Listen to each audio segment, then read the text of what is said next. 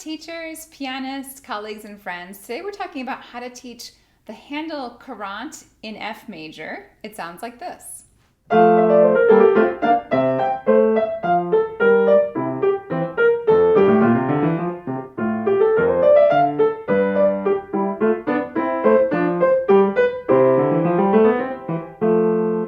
But we're also talking about how to teach the Handel Prelude in G major, and it sounds like this.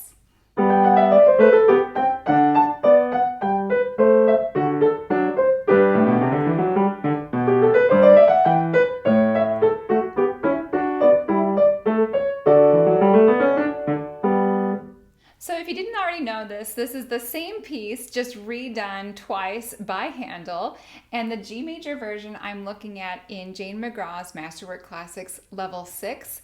That's the Prelude from a Suite, which was HWV catalog number 442. And the F major is a standalone courante from a group of pieces called Pieces de Clavecin, or keyboard pieces, and that's older, it's HWV 488.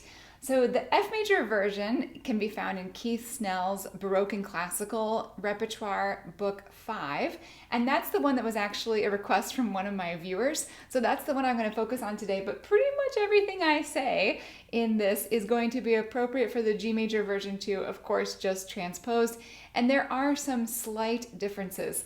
If you don't already know either one of these pieces or didn't realize that you might have taught the same piece twice with minor differences, then now you know. And I did realize I did go down a significant rabbit trail on this. I found some manuscripts of these. I'll put some images up on the screen here while I'm talking. But it was a fun little rabbit trail to kind of figure out what these two pieces were and where they came from. I also realized in that process that this seems to be a very popular exam piece on some of the exam board syllabi around the world. So hopefully this is going to be helpful for you, and thank you to my viewer who requested this. If we haven't met before, my name is Jana Williamson. Welcome to my home piano studio in the suburbs of Chicago. I have a lot of resources, particularly for piano teachers, and I'm very excited today to say that I have a brand new course all about teaching historical style. So if you like these individual videos on individual pieces, then I think you'll really like this short course, which is just an overview of how to teach historical style at the piano from Baroque era, Classical era, 19th and 20th centuries. So please go to the description and check that out. Okay, so looking at the F major courante version of this, the main features, this is a very typical Baroque dance type of piece. It's in binary form, meaning we have an A section with a repeat that ends in the dominant, in this case C major, and then a B section which repeats, which takes us back to the tonic at the end. It has a little bit of a feel like a prelude where it's kind of exploring the key. There are quite a few scales, as you can tell from the very beginning.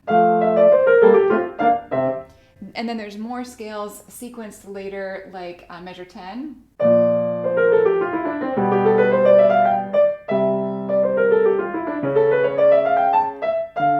And even more after that. So it gives it this feel of testing out the key that you're going to be in, acquainting your audience's ears with the harmony that might be used in further pieces in a suite or a collection of pieces. That said, it gets this courante title in this version, and it is in triple meter, and it does go by pretty quickly. So it should have that dance-like feel amidst also exploring the harmony. It should have a bit of a lilt. If your students aren't familiar with French court dance, which most 21st century piano students of any age are not going to be familiar with French court dance, it's important that they have a brief understanding that this was the hot thing in the 17th and 18th centuries, and that anybody who had any money would be paying a French court dance master to teach them the steps of the dance, so that when you went to dinner or a party at someone else's home and the music ensemble, the orchestra that was there, started playing, you would know how to stand up and do the correct steps, and you would be socially accepted in that way. So the courante is in triple meter, and all Baroque music should have that dance-like lilt and not feel heavy or static, but very light and up on its toes. It's worth doing a little Google search on Courante specifically, or just Baroque French dance to acquaint yourself with this topic if you're not already familiar with it. The important things to work on with our students in this piece, I would say first and foremost, scale passages are going to be it. These are just 1-octave scales, and we're using standard scale fingering. So of course, beginning in this case with F major, you're going to want to start with that finger 4 and use the 4/over for a standard F major scale. But if I look down at, say, measure 11, that ascending G major scale, albeit without the F sharp, it's starting on G, ending in G, while being in the key of C. I'm sorry, it's really a C major scale starting on G, but I'm going to use that G major scale fingering 1, 2, 3, and then 1, 2, 3, 4. So any good standard student edition is going to give good ideas on scale fingering, but I always say to my students, this is why we practice our scales. As soon as you have practiced basic standard scale fingerings many, many times, then when you encounter a scale in your repertoire, it's so easy and you don't really have to think. This allows students to learn more efficiently, allows them to play technically more cleanly. And so yes, my students are always practicing scales as part of their assignments. We cycle through a lot of keys. And yes, I do teach the standard scale fingerings so that they know those. Not to say that we don't ever break those standard fingerings, but I believe that it's very important for students to know those fingerings. And then if they're going to step out from that, they know that they're breaking the rule of what is considered standard. Baroque articulation, in order to give it that lilt and that dance-like feel, should not be completely legato. This is one of the things I cover in that course, is all about how to decide on articulation. When you're looking at a student edition, like Keith Snell's book that I mentioned this is in, most editors will add slurs and other markings to give you ideas for what the articulation should be. One of the reasons you don't see me recommend Keith Snell's books frequently is that I tend to not like his Baroque articulation markings very much. I actually like most of the articulations in this particular piece, but they are all editorial. Handel would not have written any of those markings. It does happen to be that he lines up with many of the same ideas that Jane McGraw includes in her G major prelude version of this piece. The only argument I would have is I think there are too many slurs at the ends of each section, so in measure 7 and 8, and 6 and 7, and then over at the end in measure 24 and 25. I prefer for measure 6 to play a little more detached, and then a 2-note slur. But generally the scales are going to need to be a connected articulation because they just go by too quickly to play all staccato. That would be quite difficult for most students to do. And I do like his ideas about 2-note slurs on the downbeats because I think it helps accent that downbeat appropriately and give it that dance-like lilt. Now, another Baroque way of composing, a compositional technique, is the sequences that we find in the middle of this piece. A sequence is simply when you have a short motive or melody, and after you've done it once, you repeat it again, moving up or down in pitch. It's not transposed because you're not moving to a different key. It's just moving up by a step or a third onto the next pitch. So that's what I played for you starting at measure 9. It's continually going up. So at 11, we have that G scale starting on G,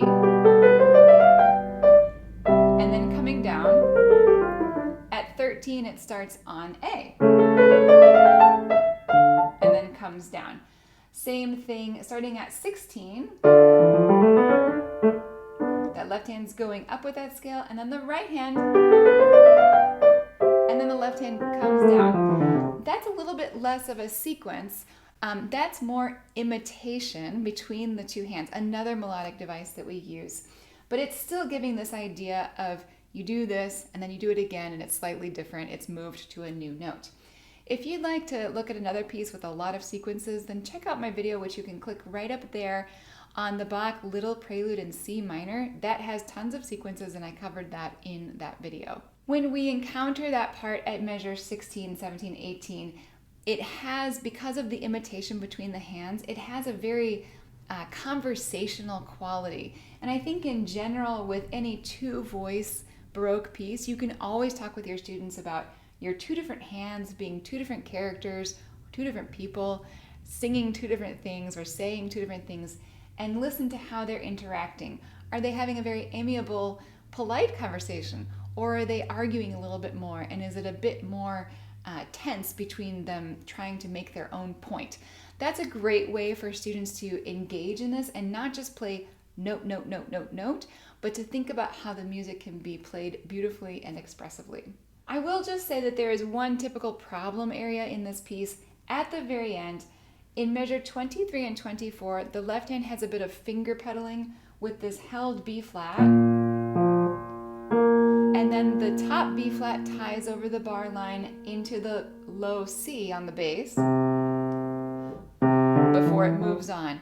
And just something about holding those notes or looking at the two different parts, tying across the bar line, holding the dotted half note and then the dotted quarter note, can just be confusing to students. You can practice that by playing only the B flat and C in the left hand and playing the other two notes in the right hand. So this is the downbeat of 23.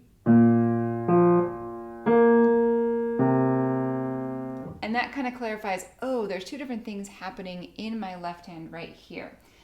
Added to that, the right hand is quite active there, so it's also just a problem of, in those three measures, 23, 24, 25, there's just more going on. That's really typical for the end of a Baroque binary dance like this. You've had all these lovely little imitation parts and sequences, and then we have to cadence at the end, and so sometimes we just get this little, kind of like a lot of traffic lanes converging. We have to get into the ending here. So if I play that together, it sounds like this.